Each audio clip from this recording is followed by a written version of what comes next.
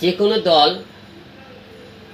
বাংলাদেশের রাজনীতি করতে পারে, যে কোনো লোক দল গঠন করতে পারে, একজন নির্বাচন করতে পারে। যেহেতু এনসিপি একটা দল গঠন করেছে, সেই হিসেবে তারা 64টা জেলা একটা যারা কর্মসূচি নিয়েছে, প্রতিটা জেলায় একবার যাবে। সেখানে গোপালগঞ্জে তো মনে করেন তাদের যাওয়ার অধিকার আছে। আপনি গোপালগঞ্জের লোক, আপনি তাদেরকে ভোট দেবেন না দেবেন একান্ত ব্যক্তিগত বিষয়, তাদেরকে দল গ্রহণ করবেন কিনা এটাও একান্ত ব্যক্তিগত বিষয়। কিন্তু এখানে যাওয়ার পরে যে একটা দুর্ঘটনা হওয়ার পরে যে কিছু লোক যে নিহত হলো, মারা গেল, এগুলোর দায় কে নেবে? আমরা আজকে দেখেন এই রাজনীতি করে আমরা দেশের অনেক লোকের কিন্তু ক্ষতিগ্রস্ত হয়েছে, অনেক মনে করেন মা সন্তান হারাইছে, অনেক মনে করেন স্ত্রী তার স্বামীকে হারাইছে। এইরকম যদি হতে থাকে এই দেশের মনে পরিস্থিতি আজকে কোন জায়গায়? আর গোপালগঞ্জের বিষয়টা অবশ্যই দুঃখজনক, এবং মনে করেন এটা যারা করেছে অবশ্যই কাজটা খুব ভালো করেন। আচ্ছা, এনসিপি রাজনীতিতে নতুন একটি মাত্রা যুক্ত হয়েছে। আমরা আসলে সারা বাংলাদেশের একটা সাবজেক্টটা আলাদা, আর গোপালগঞ্জের সাবজেক্ট একটু আলাদা, ভিন্ন রকম। কারণ গোপালগঞ্জে আগে থেকেই আপনি জানেন জাতির জনক বঙ্গবন্ধুর তার ওখানে জন্মস্থান, বাসা। ওখানে একটা আওয়ামী লীগের একটা বিশাল একটা ক্ষমতা, তারা এখন পর্যন্ত তারা কিন্তু তাদের নেত্রী নাই, তাদের মনে করেন এমপি মন্ত্রী নাই, কিন্তু তারা তাদের ক্ষমতাটা কিন্তু এখনো টিকে রাখছে। যে তাদের এখনো ওখানে যতদিন বাঁচে থাকবে সেটা আওয়ামী লীগই ওখানে থাকবে, ওরা অন্য কোনো দল ওখানে প্রবেশ করতে দেবে না, এবং কাউকে যাতেও দেবে না, আসতেও দেবে না। এখন এইরকম মনে করেন পর্যায়ক্রমে একতরফা হয়ে থাকে, তাহলে মনে করেন তাদের ক্ষমতাটা দেখাইতেছে যে আওয়ামী লীগ এখনো তাদের এলাকায় আছে।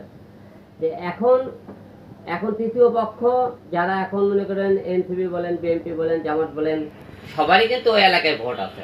কিন্তু এখানে আওয়ামী লীগ গোপালগঞ্জের পাশে একটি আপনাকে উদ্দেশ্যে বলতে চাই, আপনারা যে কোনো দল করতে পারে, যেহেতু আপনাদের আওয়ামী লীগ বর্তমানে নাই, তাহলে ওখানে যে কোনো দল প্রবেশ করতে পারে।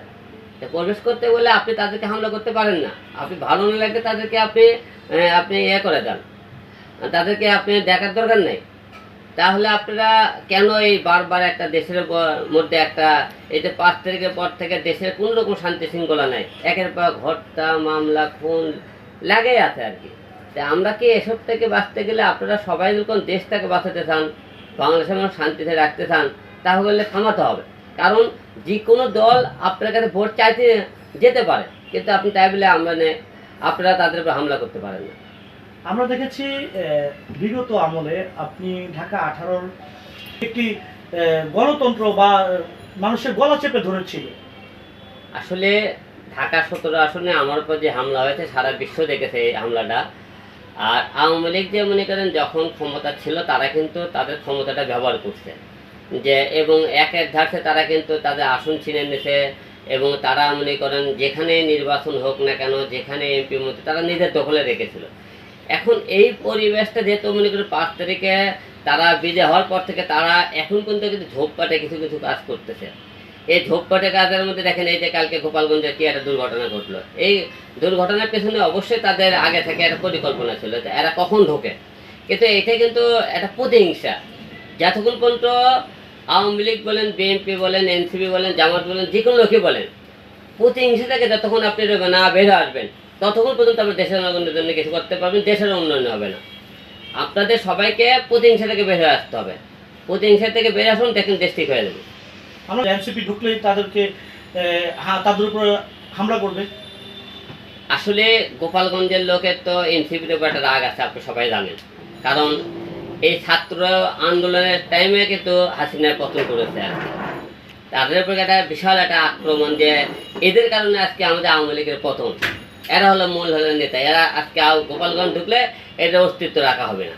এটা তো অবশ্যই তাদের প্ল্যান ছিল, গোপালগঞ্জে তোরা আই খেলে একবার, ঠিক না? যেহেতু মনে আজকে আওয়ামী লীগের পতনের পেছনে কিন্তু পুরোটা এনসিপির কিন্তু মনে ছাত্ররা এরা ছিল আগে থাকে। এই জন্য ওরা চিন্তা করতে আজকে তোমরা আগে গোপালগঞ্জে আসো, তোমাদের অবশ্যই আজকে একটা কিছু করা হবে। সব কিছু মিলে তারা আগে থেকে এরা পরিকল্পনা ছিল কবে তারা গোপালগঞ্জে ঢোকে, সেই সুযোগটা কালকে তারা হয়তো কাজে লাগাইছে।